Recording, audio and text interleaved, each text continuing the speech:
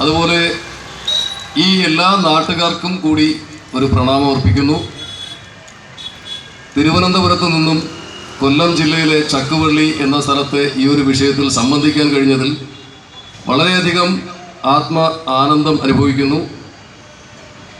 അതോടൊപ്പം തന്നെ ചിരിയാണ് വരുന്നത്. പല വേദികളിൽ പല സ്ഥലത്തുള്ള പല വിഷയങ്ങളും ഇപ്പോൾ നേരത്തെയൊക്കെ മതസൗഹാർദ്ദപരമായ പല വേദികളിലും ഞാൻ പങ്കെടുത്തിട്ടുണ്ട്, വളരെ സന്തോഷത്തോടെ, ഒരു 2 വർഷത്തിന് മുമ്പ് വരെ. പക്ഷേ ഇപ്പോൾ ഒരു 2 വർഷത്തിന് ഇപ്പുറം മതസൗഹാർദ്ദപരമായ വേദികൾ കാണാനില്ല. അതിന് കാരണം ഓരോ മതത്തിനുള്ളിലുമുള്ള പ്രവർത്തകരല്ല. ബഹുമാനപ്പെട്ട അധ്യക്ഷൻ കുറച്ചു മുമ്പ് ഇവിടെ സൂചിപ്പിച്ച പോലെ 2 മുട്ടനാടുകൾ തമ്മിലടിച്ച് ചോര ചിന്തുമ്പോൾ അത് ഊറ്റി കുടിക്കാൻ നിൽക്കുന്ന കുറുക്കന്റെ ലാഘവത്തിലുള്ള ചില രാഷ്ട്രീയ കഴുതകളുടെ കോമരം തുള്ളലാണ് ഇതിന് കാരണമെന്നതിൽ യാതൊരു സംശയവുമില്ല.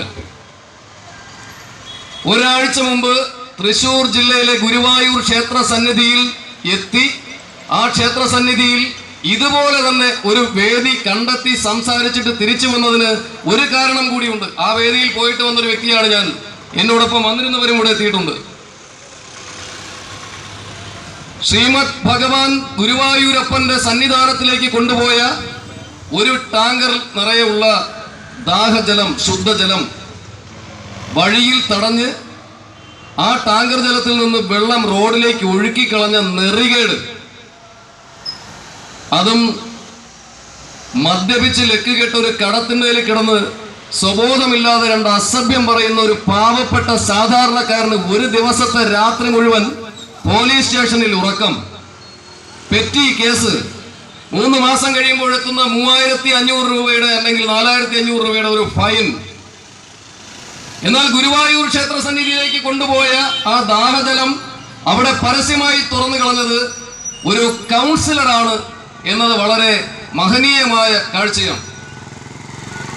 ഭാരതമൊട്ടുക്ക് ഓടി നടന്ന് കേരളത്തിൽ മാത്രം പ്രസംഗിക്കുന്ന മുസ്ലിം ലീഗ് സംസ്ഥാന ചെയർമാനാണെന്നാണ് എൻ്റെ അറിവ്. ശ്രീ കുഞ്ഞാലിക്കുട്ടി അവർകൾ അദ്ദേഹത്തിന്റെ വാ തുറക്കുന്നത് പോലും കേട്ടില്ല. മതസൗഹാർദ്ദവും മതേതരത്വവും വിളമ്പുന്ന അദ്ദേഹത്തിന്റെ വാ തുറക്കുന്നത് പോലും കേട്ടില്ല. കാരണം മുസ്ലിം ലീഗിന്റെ 2 കൗൺസിലർമാരും അവരോടൊപ്പം മദ്യപ സംഘമായിരുന്നവരുമാണ് ഈ ഗുരുവായൂർ ക്ഷേത്രത്തിലേക്ക് കൊണ്ടുപോയ ദേവസ്വം ബോർഡിന്റെ, സർക്കാരിന്റെ, വിശ്വാസികളുടെ, ഹിന്ദുക്കളുടെ ആചാരങ്ങൾക്കും അനുഷ്ഠാനങ്ങൾക്കുമെതിരെയുള്ള ഒരു കടന്നുകയറ്റമായി ചുണയുണ്ടെങ്കിൽ എതിർക്കുന്ന രീതിയിൽ ഇങ്ങനെ ഒരു പ്രവൃത്തി ചെയ്തത്. ഞാൻ പറഞ്ഞ ഒരു 2 വർഷത്തിന് ഇപ്പുറം എന്ന് പറഞ്ഞാൽ എവിടെയൊക്കെയോ എന്തൊക്കെയോ വലിയ ഗൂഢാലോചനകളും പദ്ധതികളും നടക്കുകയാണ്. നമ്മുടെ രാഷ്ട്രത്തിലെ, പ്രത്യേകിച്ച് നമ്മുടെ സാംസ്കാരിക കേരള സംസ്ഥാനത്തിലെ അന്തസ്സുറ്റ സൗഹാർദ്ദത നഷ്ടപ്പെടുത്തുന്നതിന് വേണ്ടിയിട്ടുള്ള ഗൂഢതന്ത്രങ്ങൾ. ഇവിടെ ചിരി വരുന്നു എന്ന് പറഞ്ഞ കാര്യം, ഭഗവാൻ കൈലാസനാഥന്റെ മണ്ണിൽ കയറിയിരിക്കാൻ വിശ്വാസികളല്ലാത്ത, അല്ലെങ്കിൽ അവകാശമില്ലാത്ത, അർഹതയില്ലാത്ത, അധികാരമില്ലാത്ത ആർക്കാണ് ചങ്കൂറ്റം എന്നതിനെ ഓർത്തുള്ള പുച്ഛത്തിൽ നിന്ന് വന്ന ഹാസ്യമാണ്.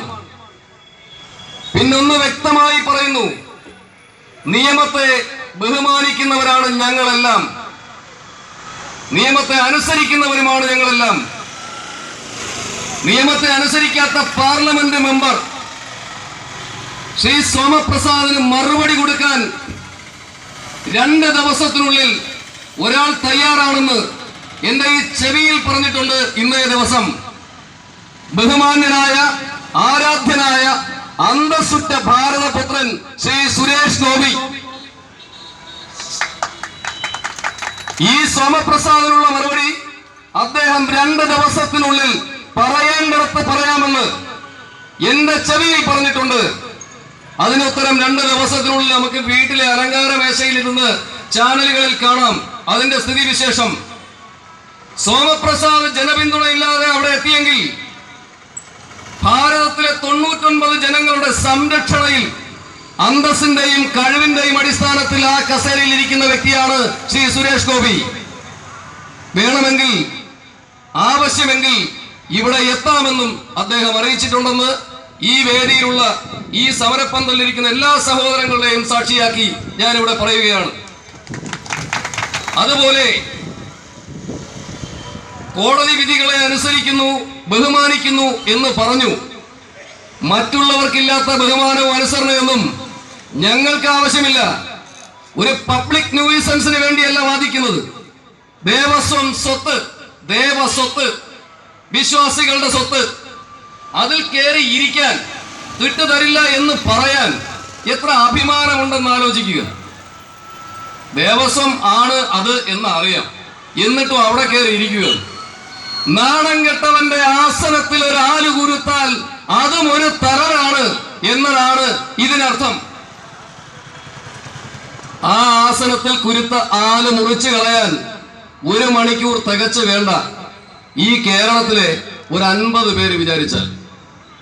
ഹൈക്കോടതി അവസാനമായി കൊടുത്തിരിക്കുന്ന ദിനം ഇവിടുന്ന് ഒഴിപ്പിച്ചു വിടുന്നതിന് നിയമപാലകരെത്തുമ്പോൾ അത് തടസ്സം ചെയ്യാൻ ശ്രീ സോമപ്രസാദ് അല്ല, ഏത് വൻ ശക്തി വന്നാലും കേരള സംസ്ഥാനത്തിലെ 14 ജില്ലയിൽ നിന്നും കുറഞ്ഞ പക്ഷം 250 പേരെയെങ്കിലും ഇവിടെ അണിനിരത്തി ഈ മണ്ണിനെ സംരക്ഷിക്കുന്നത്, ഇതെല്ലാം പൊളിച്ചിവിടെ റോഡിലേക്ക് എറിയുന്നതിന് കൃത്യമായും ആചാരാനുഷ്ഠാന സംരക്ഷണ സമിതിയുടെ പ്രവർത്തകരും ഈ മണ്ണിൽ വന്ന് ഈ നാട്ടിലെ വിശ്വാസികൾക്കായി ഇവിടെ ഈ കുറെ ദിവസങ്ങളായി ഇവിടെ കൂടിയിരുന്ന് ജീവിതം തന്നെ മാറ്റിവെച്ച് ഇവിടെ കഷ്ടപ്പെടുന്ന എല്ലാ പ്രവർത്തകർക്കുമായി ഈ നാടിനുമായി ഇവിടെ എത്തിച്ചേരുമെന്ന് അതിശക്തമായി ഇവിടുത്തെ എല്ലാ ഉൽപ്പദഷ്ണുക്കളുടെയും മുഖത്ത് നോക്കി, ഇവിടുത്തെ എല്ലാ വിശ്വാസികളുടെയും മുഖത്ത് നോക്കി അസന്നിഗ്ധമായി പ്രഖ്യാപിച്ചുകൊണ്ട് ഞാൻ എന്റെ വാക്കുകൾ നിർത്തുന്നു.